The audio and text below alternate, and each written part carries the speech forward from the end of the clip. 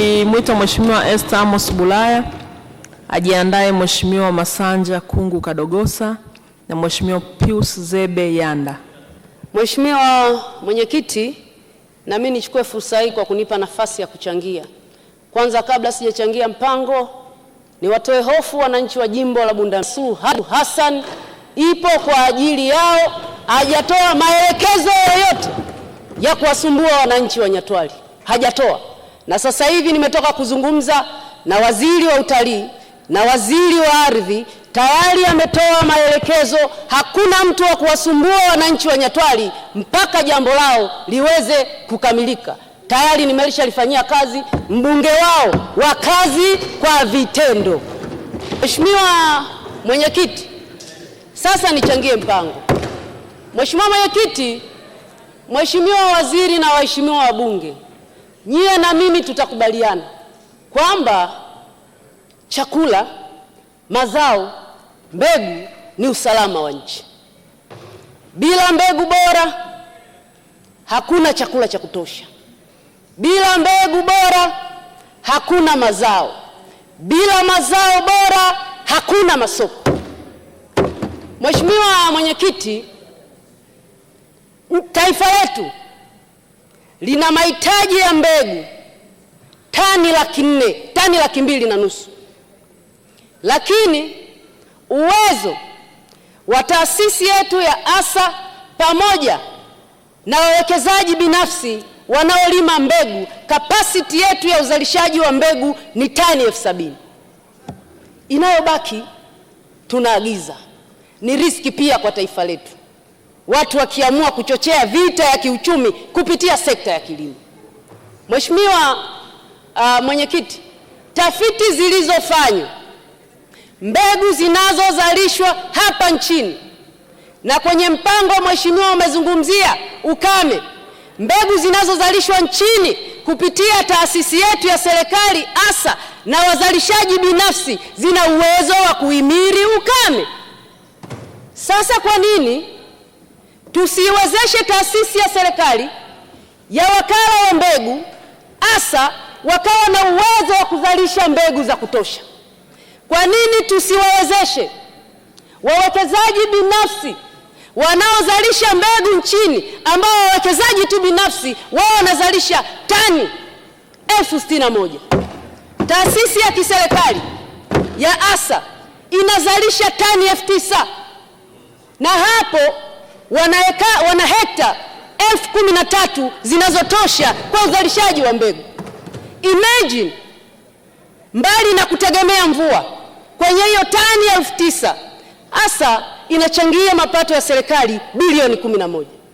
Leo hii kwa hizo hekta 13,000 kwa hii ASA wakala wa mbegu, tukiwekea miundo ya umwagiliaji, itakuwa ina uwezo wa kuzalisha mbegu tani 22,000 na kuiwezesha serikali kupata mapato bilioni 33. Imagine, tukiwapa eneo lenye umwagiliaji wa hekta 100,000, ASA itazalisha mbegu kiasi gani? Tukiwawezesha wawekezaji wa ndani wanaozalisha mbegu hekta wanaozalisha mbegu tani 61,000, tukawekea mazingira mazuri, wana uwezo wa kuhakikisha usalama wa mbegu wa nchi yetu ni mkubwa. Na tusiagize mbegu nje ya nchi. Mbegu ni usalama wa nchi, mbegu ni uhakika wa chakula, mbegu ni uhakika wa soko, alafu naenda kwenye masuala mengine ya pembejeo. Mheshimiwa, ukiangalia mpango umesema zaidi ya 70% zitaenda kwenye sekta binafsi. Sekta binafsi utakuta kwenye kilimo, kwenye uvuvi, kwenye viwanda. Leo hii kwenye sekta ya kilimo, Mheshimiwa Waziri, tuna hekta milioni 29.4 yanayofaa kwa kilimo cha umwagiliaji. Leo hekta ambazo zimeunganishwa mfumo wa umwagiliaji ni hekta 700,000 peke yake. Na mmeona mwaka huu tumekuwa na tishio ya hali ya hewa ya mvua. Hivi leo tukiamua kuwekeza kwenye sekta ya umwagiliaji, tukasema tunafunga mkanda, tunaanza na hekta milioni 5 kwa wakulima wadogo kuunganishiwa mfumo wa umwagiliaji. Tutaongeza pato letu, lakini tutakuwa na uhakika wakulima muda wote. Eneo ambalo watakuwa wanalima kwa msimu mara moja, watalima mara 2, pato la mkulima mmoja litaongezeka. Na Mheshimiwa Waziri, hata ile idea yako ya kusema lengo la kufikisha pato la Mtanzania mmoja mwaka 2050 kufikia dola 7,000 itatekelezeka kama haya yakikamilika. Hata huko 2050 hatufiki. Na kutolea mfano tu, kwa mkulima wa parachichi, heka moja ya parachichi yenye miche 80, mkulima mdogo ukimwezesha kupata miche bora, ukimwezesha kumpa miundombinu ya umwagiliaji, hiyo dola 7,000 anaifikisha kwa msimu. Wala subiri 2050. Asubiri 2050. Hujaenda kwa mkulima wa kahawa, hujaenda kwa mkulima wa alizeti. Na huku ndiko ambako umasikini uko mwingi, lakini sekta ya kilimo ndiyo inayochangia kutengeneza ajira nyingi kwa vijana. Mipango hii imewekwa. Sasa twende tukatengeleze. Daktari Samia Suluhu Hassan ana kiu ya kubadilisha kilimo kutoka kilimo cha kutegemea mvua mpaka twende kwenye kilimo cha uhakika cha umwagiliaji. Mungu ametujalia mito, mabonde. Mungu ametujalia ardhi yenye rutuba. Sasa mipango yetu twende tukaimplement, tubadilishe hali ya kiuchumi ya Watanzania kupitia sekta ya kilimo. Lakini Mheshimiwa Mwenyekiti, nimepitia mpango. Umezungumzia 70% ni kuwekeza kwenye sekta binafsi. Hapa pia unagusa kwenye economic zone. Nilikuwa napitia taarifa mbalimbali za kwenye Wizara ya Viwanda. Leo hii maeneo yaliyotengwa kwa ajili ya uwekezaji ni hekta 59,000 kwa ajili ya economic zone. Hiyo ni pamoja na kwenye wizara, kwenye mataasisi, kwenye wizara mbalimbali, lakini hii pia ni pamoja na halmashauri na pamoja na TIC.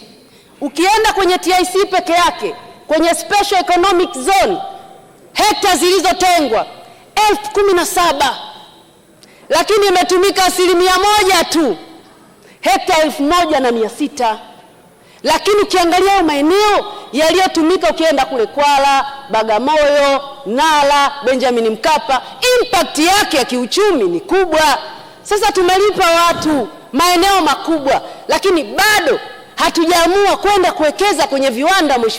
Mheshimiwa Waziri, na hii yote inaendana na sambamba na ujenzi wa vyuo kila wilaya. Sasa tunajenga vyuo kila wilaya, tuna eneo kubwa la uwekezaji bado hatujalitumia, wananchi wamepisha maeneo. Tunazungumzia kukuza uchumi wa taifa letu. Lakini Mheshimiwa Mwenyekiti, haya maeneo lazima tukayawekeze. Hizi ni ekari nyingi sana, na nchi hii haijawa na uchache wa kuwakonvinsi wawekezaji waje wawekeze kwenye nchi yetu. Kinachohitajika, wawekezaji wa ndani pamoja na nje ya nchi wanahitaji tu kuhakikishiwa mazingira mazuri ya uwekezaji. Wanahitaji kuona sheria zetu, bylaws zetu kwenye halmashauri ni rafiki. Lakini vile Mheshimiwa Waziri, tunahitaji kubadili mentality ya watu. Si kila mwekezaji mwizi. Tuone wawekezaji wanaokuja nchini ni chachu ya kuchangia mabadiliko ya uchumi wetu.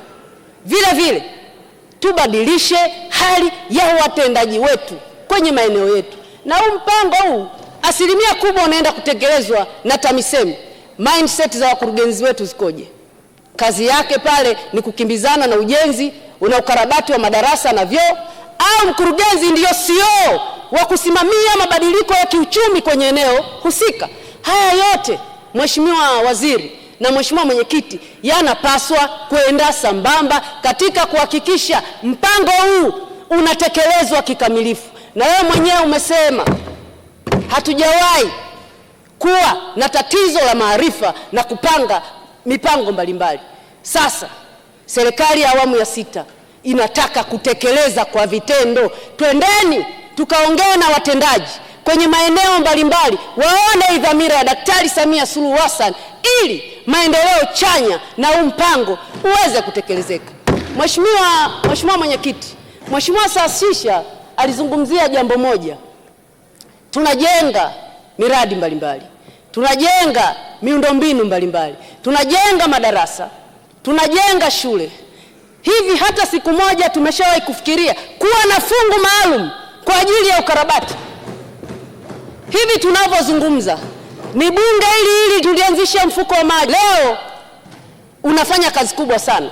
Ni bunge hili tulianzisha mfuko wa barabara, leo unafanya kazi kubwa sana. Hebu fikiria zile shule maalum za wasichana zilizojengwa kwa zaidi ya bilioni 4, kama kuna pesa kwa ajili ya maintenance ndani ya miaka 10 zitakuwa kwenye hali gani?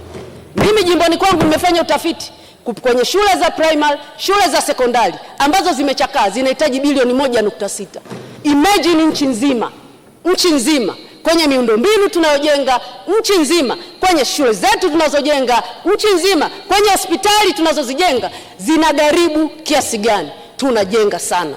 Sasa kama taifa ni jukumu letu kutenga pesa kwa ajili ya kulinda miundombinu yetu, kwa ajili ya kulinda shule zetu, kwa ajili ya kulinda hospitali zetu. Mheshimiwa Mwenyekiti, baada ya kusema hayo, nashukuru sana.